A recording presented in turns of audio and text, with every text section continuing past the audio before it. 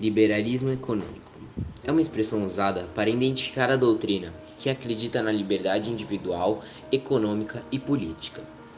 Significa que os maiores números possíveis de decisões econômicas são tomadas por indivíduos e não por instituições ou organizações coletivas. Tal teoria surgiu no final do século XVIII, tendo em François Quesnay um dos seus principais teóricos. Ele afirmava que a atividade produtiva estava junto na agricultura.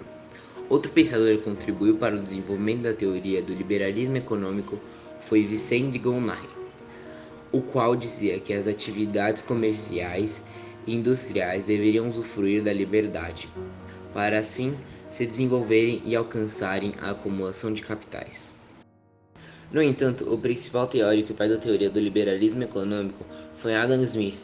O economista escocês confrontou a ideia de Quesnay e Gournay, afirmando em seu livro A Riqueza das Nações as principais ideias do liberalismo econômico: a prosperidade econômica e a acumulação das riquezas não são concebidas através da atividade rural e nem comercial, mas sim através do trabalho livre, sem nenhum agente regulador ou interventor.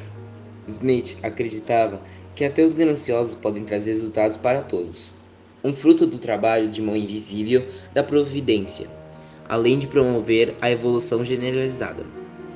Os liberalistas defendem a livre concorrência e a lei de oferta e da procura. Esses teóricos foram os primeiros a tratar a economia como ciência. O liberalismo é criticado por combater o papel do Estado como regulador da economia. Segundo Smith, o trabalho realizado pelas pessoas produz o suficiente para a geração de bens para a comunidade.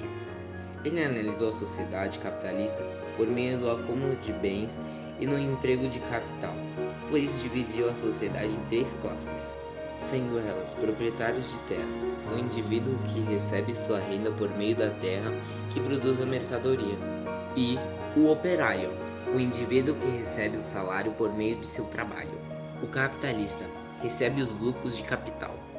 A teoria de Adam Smith teve grande influência no século XVIII e na burguesia europeia, pois desaprovava a política econômica que antes era promovida pelos reis absolutistas e pelo regime feudal, que naquela época ainda existia em algumas regiões rurais da Europa.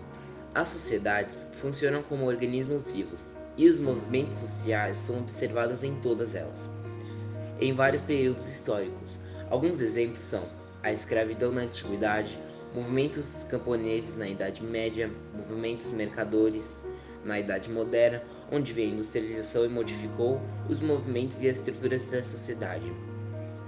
E na atualidade, os novos movimentos pacifistas e ecológicos, por exemplo. Mas o que é movimento social?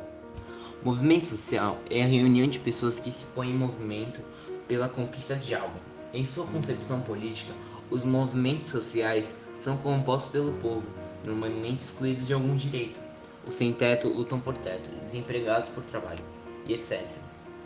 Porém, após essa reunião, as pessoas organizadas em um movimento passam a compreender que não adianta apenas uma luta específica, que sua vida não vai melhorar com as conquistas apenas do teto ou da terra. Por isso, normalmente, os movimentos sociais tentam convencer a população da importância de sua luta e se solidarizam com as lutas. Normalmente, as pessoas que não têm teto, emprego, terra, educação, acham que é por sua culpa. O movimento mostra a ela que isso são direitos e não privilégios. O movimento social tira as pessoas de seu isolamento e lhe dá identidade, dignidade. Durante os séculos XIV e XVII, na Inglaterra, os operários reclamavam de suas condições de trabalho. Com essas reclamações, os escravos foram se unindo e com o tempo foi surgindo as greves e as quebra-máquinas, os quais prejudicavam a economia da época e causavam grandes prejuízos. Então, o parlamento inglês determinou pena de morte para quem destruísse as máquinas. Mas 30 anos depois, o parlamento proibiu toda e qualquer manifestação. Esse movimento inglês tornou-se um clássico movimento social.